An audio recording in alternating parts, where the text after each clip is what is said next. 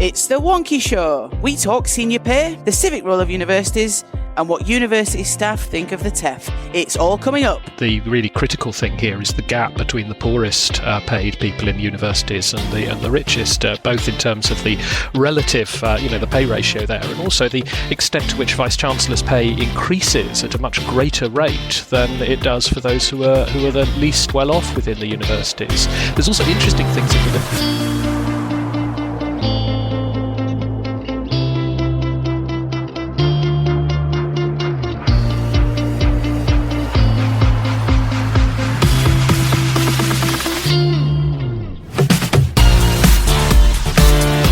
Welcome to the Wonkhe Show, your direct way into higher education, policy, people and politics.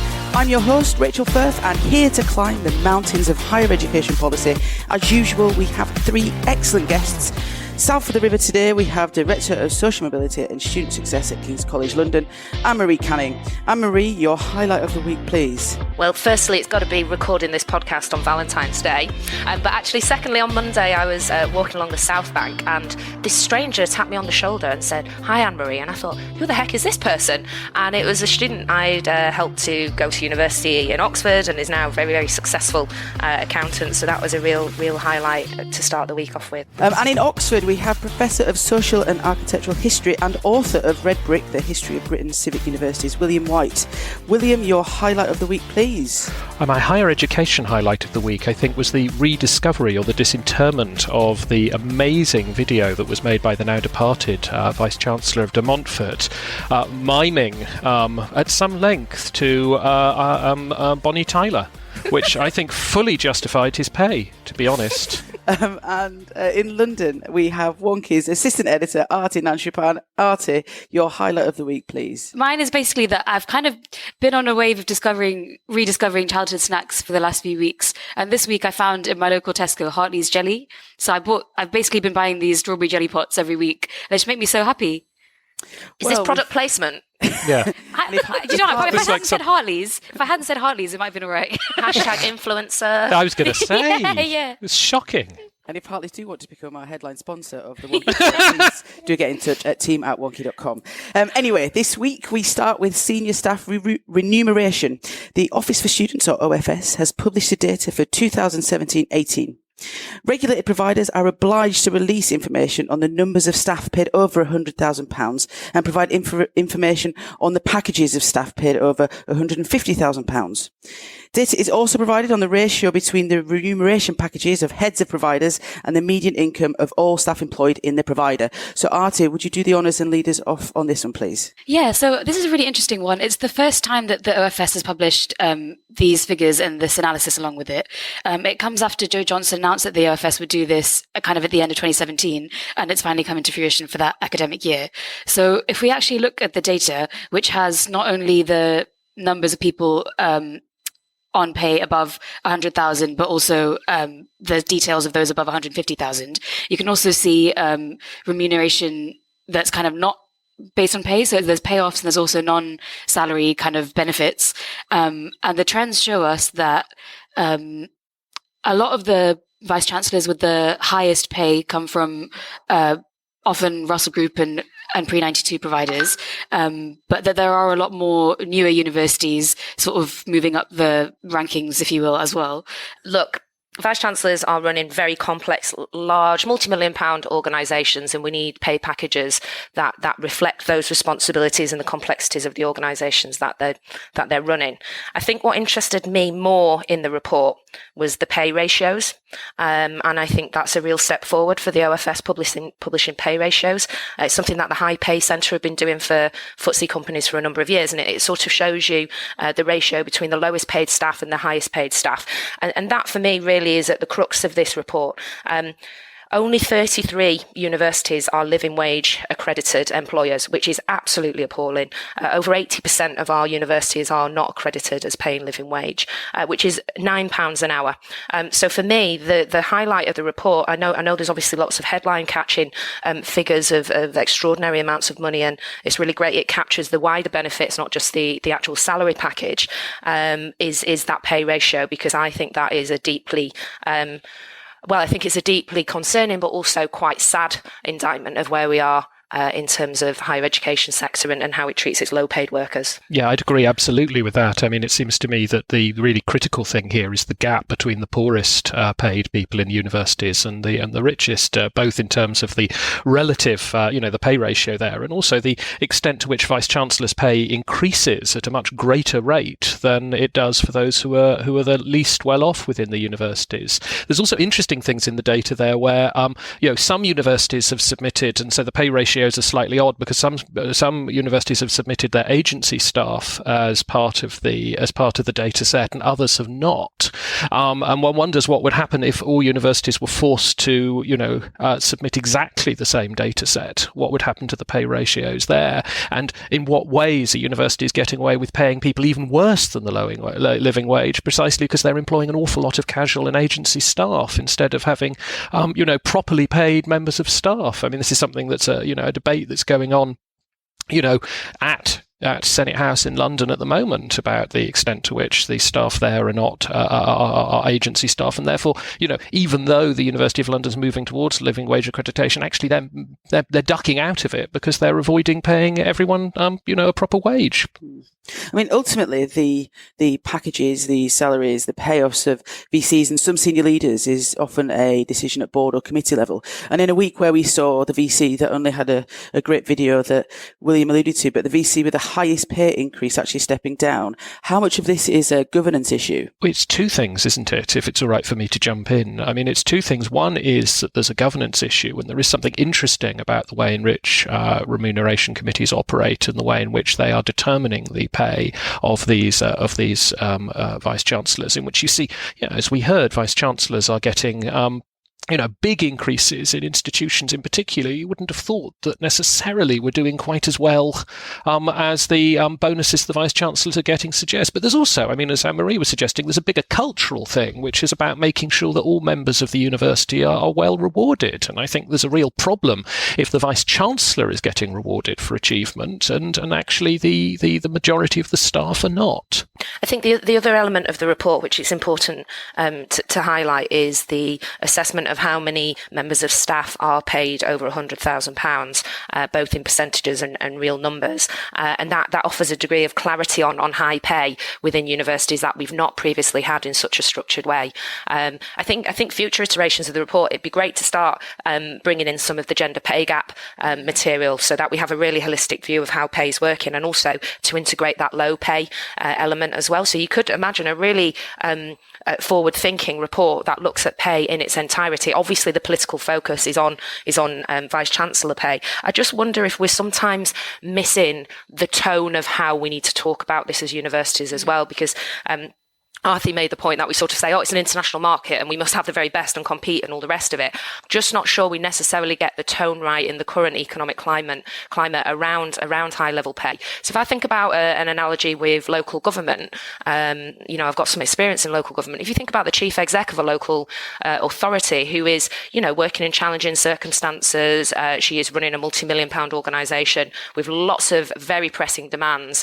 The salaries there aren't equivalent to vice-chancellors. So I just wonder if we've got something going on in terms of prestige, the nature of higher education and all the rest of it. And I think we just need to take a moment to think about how we have these conversations, either if we're defending or actually being critical of high-level pay in universities. It's also the case, isn't it? I mean, it's hard to see that this really is an international market for lots of these institutions. I mean, they're not recruiting internationally. It's not that they fear that their vice-chancellor is suddenly going to go off and head Princeton or something like that. I mean, there are a number of institutions in Britain that are genuinely part of an international market like that, but quite a lot aren't. Right, let's see who's been blogging for us this week. My name is Martin Levy, and I'm a librarian at the University of Bradford.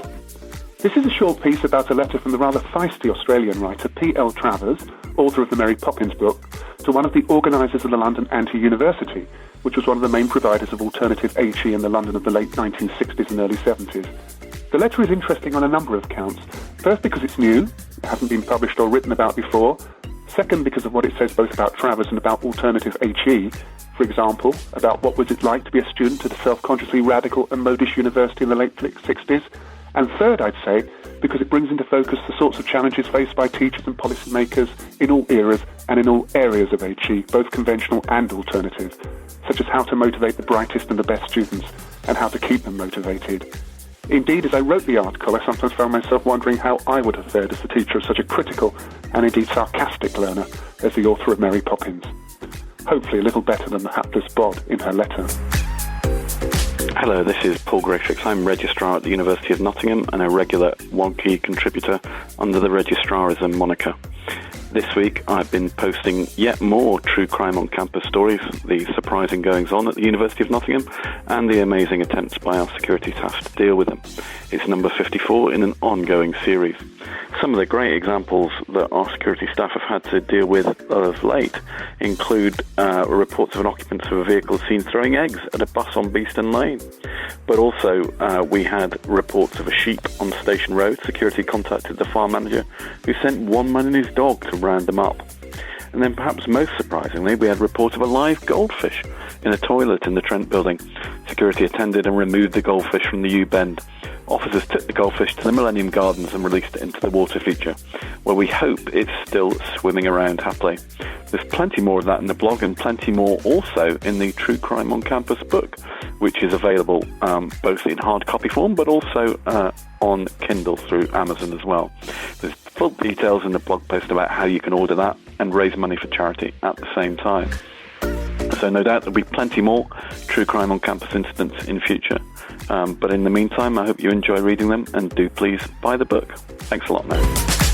Next, the Civic University Commission has launched their final report. Chaired by the former head of the Civil Service, Lord Kerslake, the key recommendation from the report is that universities should produce a civic university agreement in partnership with their local government and other major institutions in the area. Lord Kerslake said the deep economic and social changes that are happening in Britain today have made the civic role of universities even more vital to the places they are located in. And he went on to say it's not just the people outside the university grounds who will benefit. Universities are under unprecedented challenge and need to find a broader base of support. William, as a commissioner of the Civic University Commission, it's only right that you lead us off on this one. So we've just spent the last 18 months or so travelling up and down the country and taking evidence from civic universities and from civic leaders and from various people. We did opinion polling, we got evidence sent in to us, and what we found was that lots of universities think of themselves as civic universities and lots of universities are doing things that they think of as civic, but there isn't a very clear sense of what it is to be truly civic, what it is actually to be a civic university rather than a university that just thinks you're a civic university. And so we think at this moment it's really rather important for universities to do exactly what Lord Kerslake was saying, which is to not just say that they're civic but actually do something to help support their local communities and as a result get the local communities to support them. Yeah, I mean, I think it's a helpful piece of structure to bring sort of clarity and order to the civic university claims. As William sort of mentioned, we've got lots of universities making claims about their role in place. But, you've got some people who are really walking the talk as well as talking the talk. And so these agreements will also be really helpful in sharing those experiences and helping to understand what universities are doing. I mean, for me, this civic university stuff has become quite trendy in recent years. But, I don't think it's a fad. I think it's universities rediscovering their true nature. Many universities were set up with civic intention. So we're sort of rediscovering our traditions and reinvigorating them. And one of the drivers for that is the current political climate.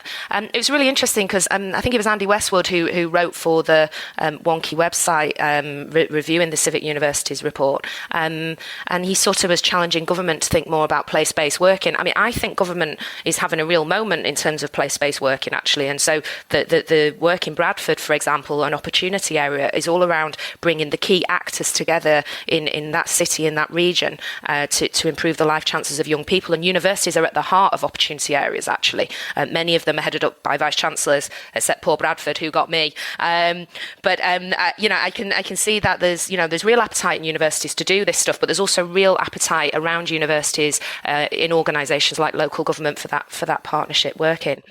Although I have to say, this £500 million, Andy said it wasn't very much. I mean, it doesn't feel like it's not very much to me in current situation we are financially, and also how people feel about universities and our funding arrangements. So I thought that was quite a big ask, actually. Something I really liked about it is that it basically it introduces the matter of place into a lot of debates within higher education. So, for example, there was a point made about how Leo data wasn't necessarily sort of appropriate for use in TEF because of different earnings. And I think this affects the social mobility debate as well, about whether social mobility is about extracting people from their local area to go and study at university elsewhere. And it just seems like region and location is often the ignored factor in a lot of these debates. So even in the Vice Chancellor pay discussions we were having before, the pay isn't really, obviously pay is affected by living costs, which are affected by region, and that's not really considered in the analysis. So I kind of just think that region's often overlooked, and this does a really good job of kind of demonstrating how wide-ranging an effect on policy it could have if we were to take location a bit more seriously. No. I think just to build on that, that really is a central thing that we're trying to say in the report, is that what's happened with higher education policy over the last 60, 70 years is, first of all, it became a national system, and the local universities lost their connection with the localities, and then of course we moved into a world in which we started talking about international systems. But there's never been a serious attempt to think about the geographical spread of universities, to think about place as being a fundamental part of it. And there are all sorts of perverse incentives that have prevented universities from maximising this. And, actually the TEF, as it works at the moment, doesn't, because it looks at average salaries, it disregards all those, people working in areas with relatively low incomes. Also people moving into small and medium-sized enterprises who tend to have a lower salary to begin with. They are all damaged by it. The way in which the REF, because its categories are at least linguistically, they're all geographical, in which the top ranked work is international, and the stuff that isn't worth doing isn't even nationally recognised. That tends to have a perverse effect on localised research, and the way in which all of these things, if we come back to thinking about universities in place, then we start to think about universities really very differently. And we also hopefully unlock funding for that. So it's not just that we've recommended a civic university fund, it's also that we have suggested that, the Strength in Places Fund could be a really important way in which universities can access extra money, which enables them to fulfil their civic functions, their role in their locality, without, as it were, necessarily drawing on student fees. Every week this season on the podcast, we are delving deep into the sector's past to uncover stories of how things were and how things came to be. With Nottingham Trent's academic registrar, Mike Ratcliffe, here is part 6 of the hidden history of HE. Durham University is set up in order to extract the vast wealth of the Bishop of Durham, put it to useful purpose. And so they get off and set off in a very clear mode that they're like Oxford and Cambridge colleges, a traditional curriculum, although they do branch out and do new and exciting things like an engineering course. But what happens later is there's a civic need for higher education. So Owens, John Owens, is a merchant, and he sees what Manchester needs is its own college.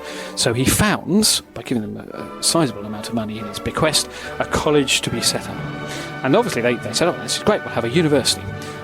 The other towns in the north say, oh, no, you can't have a university on your own. We have to have something along the same kind of lines. And so there's a sense that, well, you can't possibly set up just one college to do that. So Owens is refused, after it's been going for a few years, the right to become a university. So what it gets is a federal university, an examining university, kind of similar to the University of London. So the university will set the exams and Owens College will do the teaching. Now the weird thing is, for the first couple of years, it's only Owens College is the only college of this, and the Victoria University only has the one college. But Liverpool and Leeds both get their act together and set up colleges and apply to join. And so over time they get a federal university, which is a bit of an awkward compromise. The federal university is chaired in turn by the vice-chancellors of the different universities. They all teach the same curriculum, the students all take the same examination, they're all graduates of the Victoria University. And that's ticking along okay, until Birmingham wants to develop its college. It's got a college, it's got a generous donor, Josiah Mason, who's given them plenty of cash. He's a businessman. And they're setting off in the same way. They're going to have a federal university too. There's going to be a University of the Midlands. There's talk in Bristol of a University of the Southwest. This is the pattern we're all going to go to. But they, instead of proceeding on their happy path, Joseph Chamberlain becomes the president of Josiah Mason College. Incidentally, he was a business competitor of Josiah Mason, but he becomes president of this college, and part of his big thing for Birmingham is to take this college forward. But he's also made rector of Glasgow University, so he spends quite a lot of time in Glasgow, and he likes two things about that. Firstly, he likes the fact that they've taken the campus out of the city centre and put it in an attractive new campus, so he likes that idea. He also likes that it's the University of Glasgow, not some kind of mixed, federal university somewhere else. It's a university for the city, doing things for the city, and which people are very proud of. So when he comes back to Birmingham, he says, we're not having a federal university. We're going to have a University of Birmingham. We're not, otherwise I'm going to give up, and we're going to, stuff the lot of you.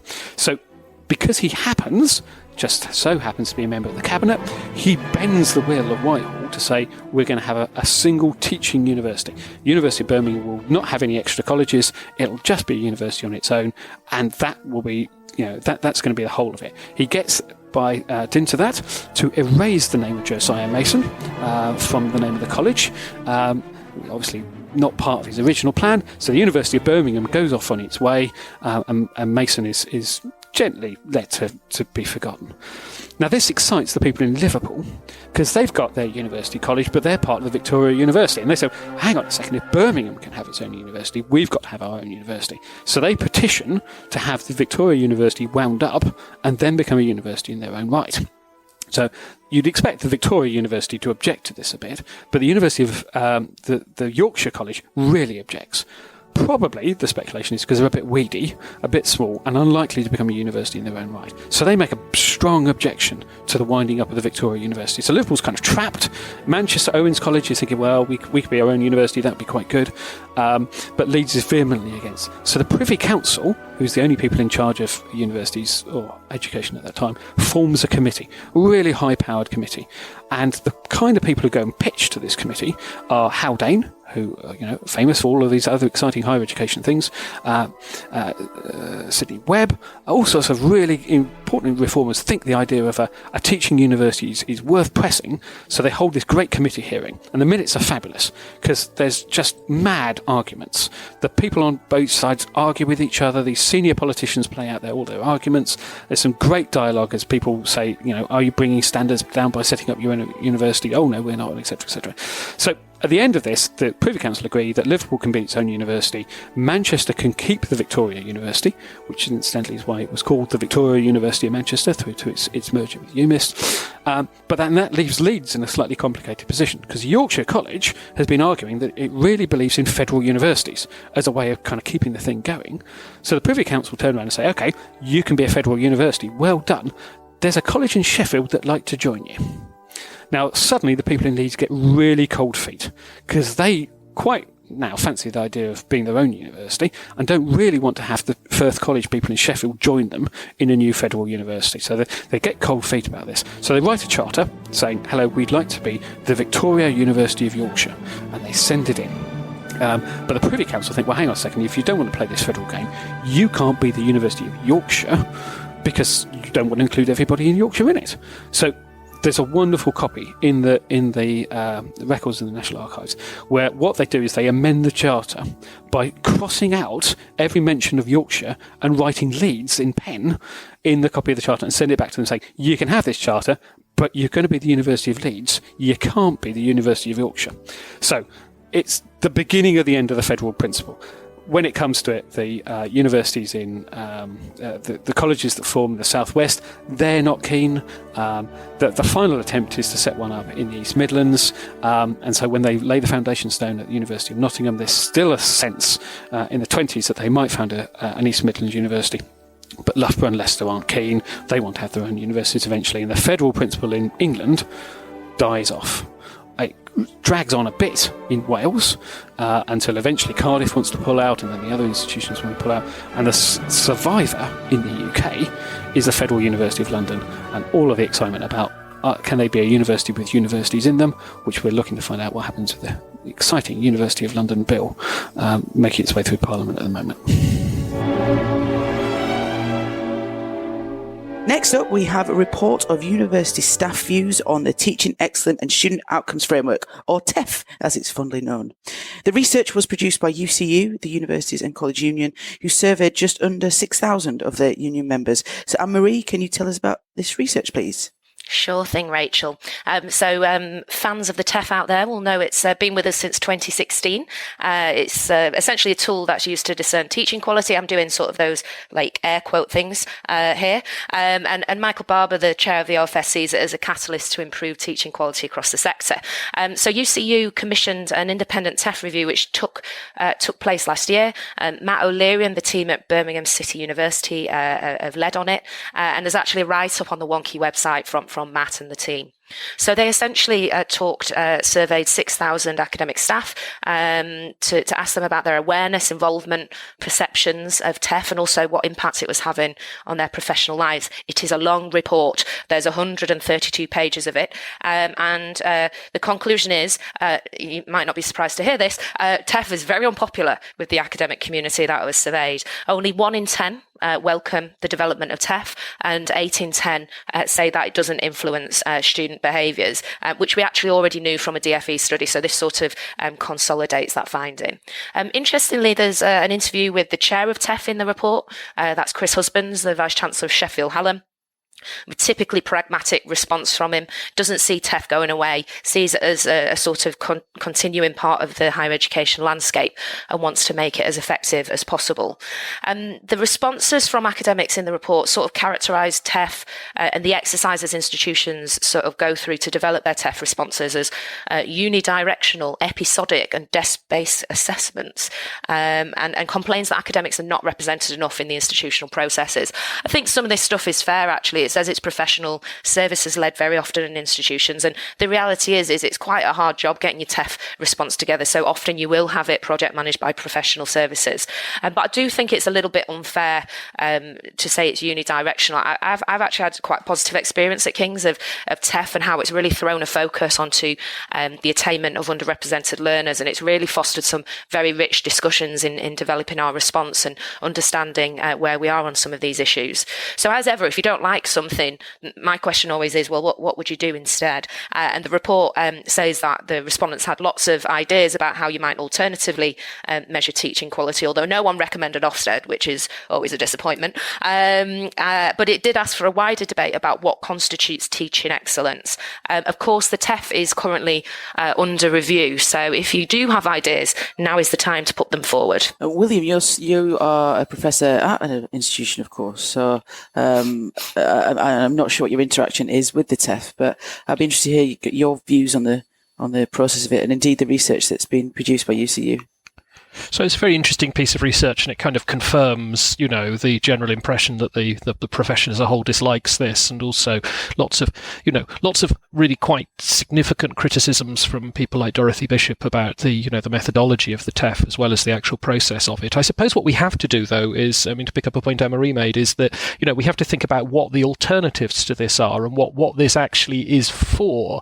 And I think we have to recognise that the TEF is a compromise, and what it is a compromise between a government that found that market mechanisms weren't working in higher education and are trying to introduce a form of market mechanism through, which is what governments always do, through a new form of bureaucracy, and universities who wanted the lightest possible touch they could get. And that's what this is. This is one of the reasons it's sort of interesting that it's often outsourced to professional administrators and managers, and that really does reveal the extent to which this is probably not having very much effect on teaching, really, because we're not having the sort of deep inspections that even the QAA wanted to have in the 1990s. We're not having anything like Ofsted. This has actually been rather a successfully managed thing by higher education, in which we've forced off something much more invasive. And my fear is a reformed version of TEF would be even worse. Or we'd move to, which is what the government would really have liked to happen, which is move to a proper market in which you have differential fees, and that actually the market makes the decision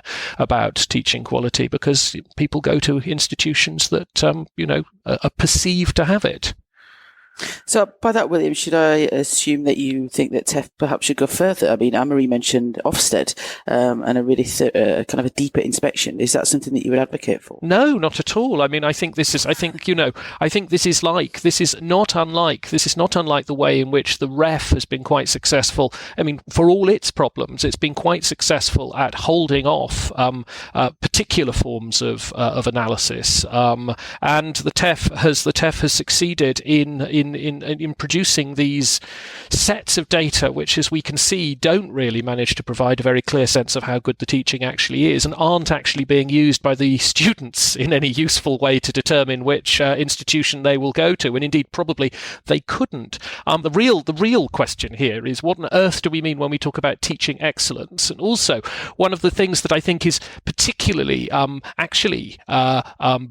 potentially pernicious even in this report is the notion we should reward teaching excellence, which keeps being reiterated even through this report. Because what does it mean to reward teaching excellence? I mean, first of all, what are you measuring there? This is a kind of intangible quality. This is precisely why a TEF has taken such a long time to emerge. With a REF, we know what we're measuring in a sense, and there might be arguments about whether that measurement is good or not, but actually that's our job. With teaching excellence, what on earth do we mean by that? And then to go on to it and say, how do we reward that? I mean, that again sets up all the sorts of inequalities, all the sorts of problems that you would have thought a union would object to, rather than seeking to advocate. Particularly given all the data we now know about the way in which particular groups, particular teachers are undervalued by student rewards, particularly all the anxieties we have about pressure being put upon staff to give higher grades. All of these things suggest that, any notion of rewarding excellence should be really, really fiercely resisted. Now it's time for Yes, but does it correlate? Here to set this week's correlation question is Wonkhe's Associate Editor, David Kernahan. Welcome back to Yes, but Does It Correlate, the bit on the Wonkhe podcast with all of the data. We're topical again this week.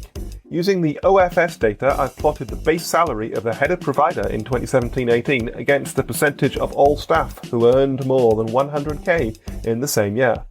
There's one huge outlier I've omitted, but other than that, does it correlate? I think it does correlate. I just got a really strong gut feeling that that when you've got a head of provider basic salary really high, you've probably got a cadre of staff around them who are similarly sort of experiencing high pay levels. And also I think it tends to cluster in sort of medical schools where you've got clinicians on the payroll and stuff. So I feel like there will be a strong correlation. I'm boldly going to say I think it'll correlate weakly, in the sense that there will be some outliers. There'll be one or two institutions where the Vice-Chancellor has very, very high levels of remuneration, and within an institution that actually large numbers don't. There'll be a number of real outliers, like the London Business School and some of the big medical departments, where you'll find actually a very large number of people on surprisingly large number of people on over 100,000. But broadly speaking, it's going to, as Anne-Marie says, I think it'll correlate. Well, the answer is no, it doesn't. R-squared is a frankly pathetic 0.16. It seems that a high salary right at the top of an institution does not predict a high salary elsewhere. Other senior staff may earn more than 100k, but so might research professors, particularly in medicine. The OFS data includes only English providers, and the outlier was London Business School, which, as you'll know from our other coverage, is both small and very well paid. And of course, where the data doesn't exist, I've not plotted it. See you next time. This month, it's Wonkhe's 8th birthday, and to celebrate, we got ourselves a fresh new look and feel for Wonkhe. We caught up with Wonkhe's CEO, Mark Leach, to blow out the candles. So for a long time, Wonkhe was a personal blog of mine. I was interested in HE policy. I was working in the HE sector, and I found loads of fantastic, talented, curious people with ideas about the future of universities and the future of the sector, but they didn't have a voice. At the same time, the national debate about UK HE has always been really narrow, focused very much on tuition fees and a kind of weird Oxbridge obsession, and it felt like there was a need to connect the experts who knew what was going on with a platform that would allow a bigger, more open, better informed debate about universities and their future. It was too big and too important to be left to a small number of people or newspapers who just didn't really get it.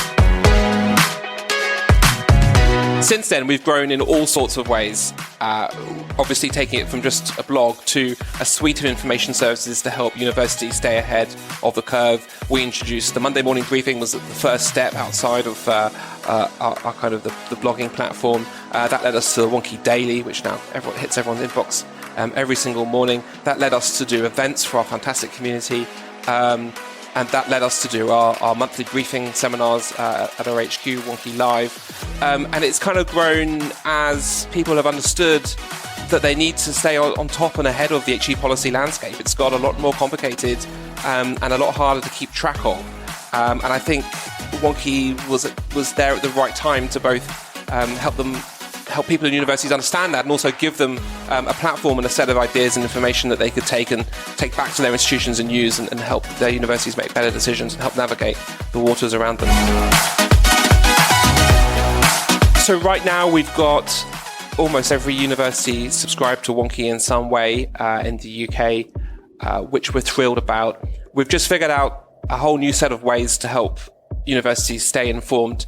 We're sending them our printed magazine, our first foray into printed stuff, the Wonkhe Briefing, which I think is going to be fantastic for governors, for lay people, or just anyone in university that can't follow every single twist and turn that some will have to as part of their jobs via the daily or the website.